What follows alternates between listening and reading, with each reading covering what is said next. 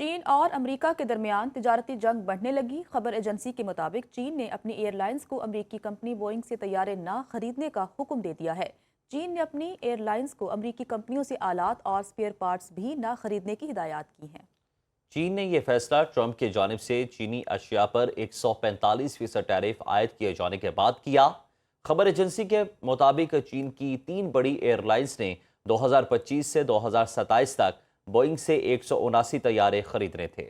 آپ کو اپڈیٹ کر رہے ہیں کہ چین اور امریکہ کے درمیان تجارتی جنگ بڑھنے لگی۔ خبر ایجنسی کے مطابق چین نے اپنی ایئر لائنز کو امریکی کمپنی بوئنگ سے طیارے نہ خریدنے کا حکم دے دیا۔ چین نے اپنی ایئر لائنز کو امریکی کمپنیوں سے آلات اور اسپیئر پارٹس بھی نہ خریدنے کی ہدایات دی ہیں۔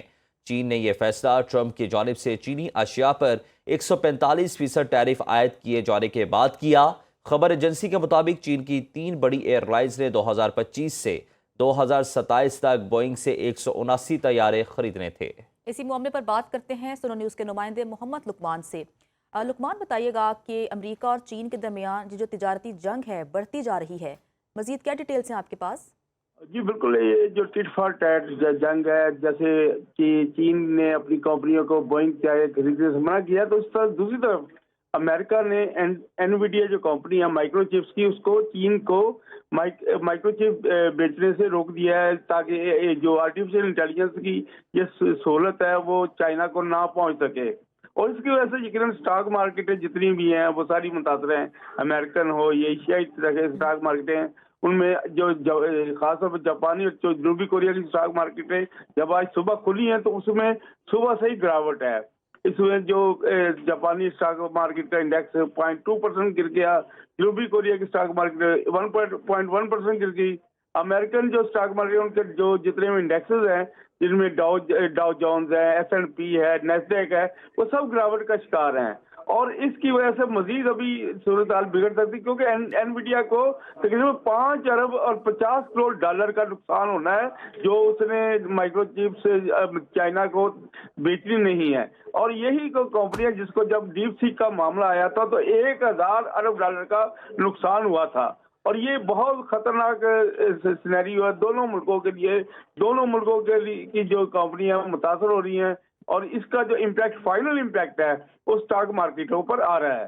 جی ٹھیک ہے محمد لقمان، آپ کا بہت شکریہ۔ Press secretary white house Caroline لیوٹ کا کہنا ہے کہ تجارتی جنگ سے متعلق بال چین کے کورٹ میں ہے، چین کو امریکہ کے ساتھ معاہدہ کرنا چاہیے۔ پریس سیکرٹری نے کہا کہ ٹرمپ انتظامیہ کے مطالبات نہ ماننے پر ہارورڈ یونیورسٹی کو معافی مانگنی چاہیے۔ کیرولائن لیوٹ نے ٹرمپ کی عمان کے سلطان سے ٹیلی فونک گفتگو سے بھی آگاہ کیا۔ کہا امریکہ ایران جوہری مذاکرات اور یمنی حوثیوں کے خلاف جاری امریکی کارروائیوں پر تبادلہ خیال کیا گیا ہے۔ اسرائیلی فوج کی غزہ پر وحشیانہ کارروائیاں جاری ہیں۔ جنوبی وسطی اور شمالی غزہ کے مختلف علاقوں میں حملے، مزید 23 فلسطینی شہید ہو گئے۔ فلسطینی وزارت صحت کے مطابق اب تک 51,000 سے زائد فلسطینی شہید ہو چکے ہیں۔ اسرائیلی آبادکار مسلسل تیسرے روز مقبوضہ بیت المقدس کے احاطے میں گھس گئے، مسلح فوجیوں کی نگرانی میں مذہبی رسومات ادا کی۔ جنگی جنون میں مبتلا اسرائیلی وزیراعظم نتن یاہو اور وزیر دفاع کا شمالی غزہ کا دورہ، حماس کے خاتمے تک جنگ جاری رکھنے کا اعلان۔ مالدیف نے فلسطینیوں سے اظہار یکجہتی میں سیاحتی جزیرے پر اسرائیلی شہریوں کے داخلے پر پابندی عائد کر دی۔ حماس نے فیصلے کا خیر مقدم کیا۔ امریکی محکمہ خارجہ کی ترجمان ٹیمی بروس کہتی ہیں ایران کے ساتھ بات چیت مثبت رہی، مذاکرات کا دوسرا مرحلہ جلد شروع ہوگا۔ ٹیمی بروس نے کہا امریکی صدر دنیا کے ٹریڈ فریم ورک کو ٹھیک کرنا چاہتے ہیں۔ ٹرمپ واحد رہنما ہیں جنہوں نے عالمی تجارت کے لیے اقدامات کیے، 130 ممالک سے تجارتی معاہدے سے متعلق بات کی ہے۔ اب تک 139 گرانٹ پروگرام بند کیے، واضح کر چکے نیٹو کے ساتھ ہیں، لیکن اس کا یہ مقصد نہیں کہ جنگوں کے لیے فنڈز دیں۔ سابق امریکی صدر جو بائیڈن کی ٹرمپ کا نام لیے بغیر ٹرمپ انتظامیہ پر کڑی تنقید۔